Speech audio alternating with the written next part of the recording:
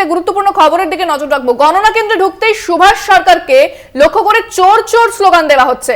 সুভাষ সরকারের গাড়ি লক্ষ্য করে স্লোগান, এটাই তৃণমূলের কালচার দাবি করেছেন প্রাক্তন মন্ত্রী, এবং তাকে লক্ষ্য করে চোর চোর স্লোগান দেওয়া হচ্ছে। তিনি যখন গণনা কেন্দ্রে ঢোকেন বাঁকুড়াতে, সেখানে তাকে লক্ষ্য করে চোর চোর স্লোগান দেওয়া হচ্ছে, এমনটাই কিন্তু দেখা গিয়েছে। তার গাড়ি লক্ষ্য করে চোর চোর স্লোগান দেওয়া হচ্ছে এবং প্রাক্তন মন্ত্রী তিনি দাবি করছেন যে এটাই তৃণমূলের কালচার।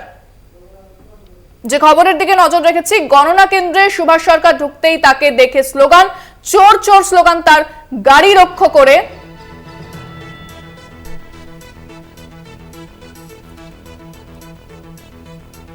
সুভাষ সরকারের গাড়ি লক্ষ্য করে স্লোগান।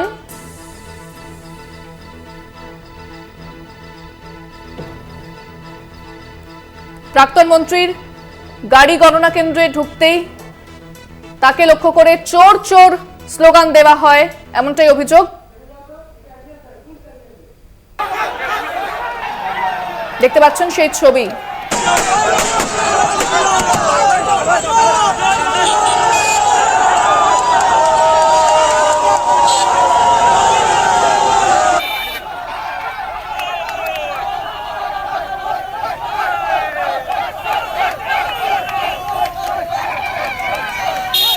বিস্তারিত কথা বলবো, ফোনে রয়েছেন প্রতিনিধি স্বরূপ গঙ্গোপাধ্যায়। স্বরূপ, সুভাষ সরকারকে দেখে চোর চোর স্লোগান, কি বলছেন সেখানে যারা রয়েছেন?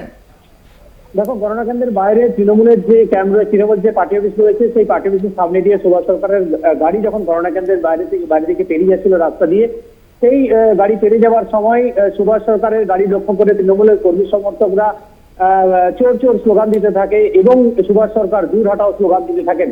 এবং এই স্লোগান দেওয়ার পরই সুভাষ সরকার তিনি তাদের যে বিজেপির যে শিবির রয়েছে, অর্থাৎ যেখানে বিজেপির কর্মী সমর্থকরা যেখানে রয়েছেন, সেই শিবিরে তিনি চলে যান। তো সুভাষ সরকারের যেটা দাবি যে এই ধরনের কালচার তৃণমূলের রয়েছে, তৃণমূলের কর্মীদের কতটা উচ্ছৃঙ্খল সেটা আরেকবার প্রমাণ করেছিল। কারণ নির্বাচনের ফল প্রকাশের এখনো অনেকটাই বাকি। এই পঞ্চম রাউন্ড হয়েছে, এখনো 6টা রাউন্ড বাকি রয়েছে। তার আগে তৃণমূল কর্মীরা রাস্তায় নেমে যেভাবে মানুষজনের অসুবিধা সৃষ্টি করছে এবং যেভাবে উচ্ছৃঙ্খল পরিবেশের সৃষ্টি করছে, একটা অশান্তি পাকানোর চেষ্টা করছে, এমনটা অভিযোগ করা হয়েছে সুভাষ সরকারের তরফ থেকে। তবে তৃণমূলের তরফ থেকে পাল্টা প্রতিক্রিয়া দিয়ে জানানো হয়েছে যে ভোটের সময় যেভাবে বিজেপির নেতারা রাজ্য থেকে এসে ভোট প্রচারে এসে যেভাবে উস্কানিমূলক কথাবার্তা বলে ধর্মীয় ইস্যুকে সুরসুরি দিয়েছে, সেই জায়গায় দাঁড়িয়ে সুভাষ সরকারকে সাধারণ মানুষ চোর চোর স্লোগান দিচ্ছেন। এটা তৃণমূলের কাজ নয়, এটা সাধারণ মানুষ তাকে দুটা স্লোগান, সুভাষ সরকারের মতো নেতার প্রয়োজন নেই, এটা তার দলের কর্মীরা এবং সাধারণ মানুষ করতে, এর সাথে তৃণমূলের কোনো সম্পর্ক নেই। অর্থাৎ চোর চোর স্লোগানকে ঘিরে তৃণমূল এবং বিজেপির মধ্যে রাজনৈতিক চর্চা শুরু হয়েছে কালনাগায়। ধন্যবাদ স্বরূপ।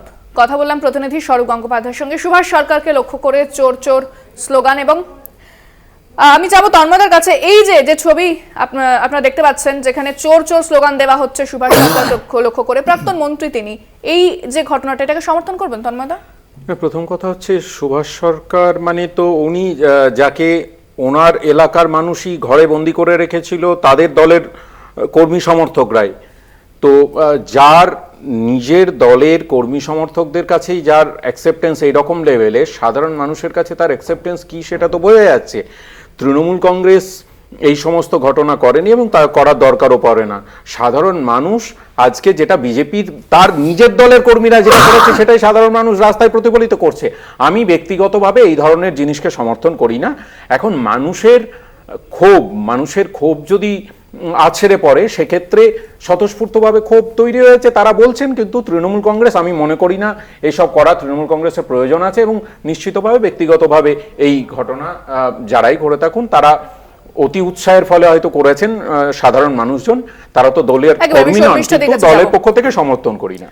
আপনাদের মন্ত্রীকে এভাবে চোর চোর স্লোগান দেওয়া হচ্ছে না। শুনুন, পশ্চিমবাংলার মাটিতে আমরা নির্বাচনের বিভিন্ন ট্রেন্ড দেখেছি, বুথ জ্যাম, বুথ দখল, সায়েন্টিফিক রিগিং, বিভিন্ন ট্রেন্ড, এগুলো বাম আমল থেকে চলে আসছে। এখন এটা আরো ভয়ঙ্কর। এবার গত লোকসভা থেকে একটা নতুন ট্রেন্ড চালু করলো তৃণমূল, সেটা হচ্ছে যখন বিরোধী পক্ষের, যে কোনো বিরোধী পক্ষে, বিজেপি তো তার সবার আগে, বিজেপির আমাদের যখনই ক্যান্ডিডেটরা সেই সেন্টারে ঢুকছে, ভোট কেন্দ্রে ঢুকছে, তখনই তাদের বহিরাগত বলে চিৎকার চেঁচামেচি করে তাদের গাড়িতে ঢিল ছুঁড়ে গাড়ি ভেঙে দেওয়া থেকে শুরু করে তাদেরকে ঢুকতে দেওয়া হবে না। আর তৃণমূলে যারা সমস্ত ওই বাহিনী, লেটারেল বাহিনী, তারা গুন্ডা বাহিনী, তারা থাকবে। এর কারণ এর একটা মানে হলো যে এটা করেই তাহলে কি পুলিশ বা সেন্ট্রাল বাহিনী যারা থাকবে তারা সব ওই দিকে ব্যস্ত হয়ে পড়বে। হ্যাঁ, এই কথাটাই বলছিলাম, এই যে আমি এটাই বলছিলাম যে আমি এটাই বলছিলাম বাঁকুড়াতে না এই একটা গোষ্ঠীদ্বন্দ্বের কথা উঠে আসছিল, যেখানে সুভাষ সরকারের বিরুদ্ধেই দলেরই, বিজেপি দলেরই কিন্তু অনেকে তারা ক্ষোভ প্রকাশ করেছিল। আমি আসবো প্রসঙ্গে, তবে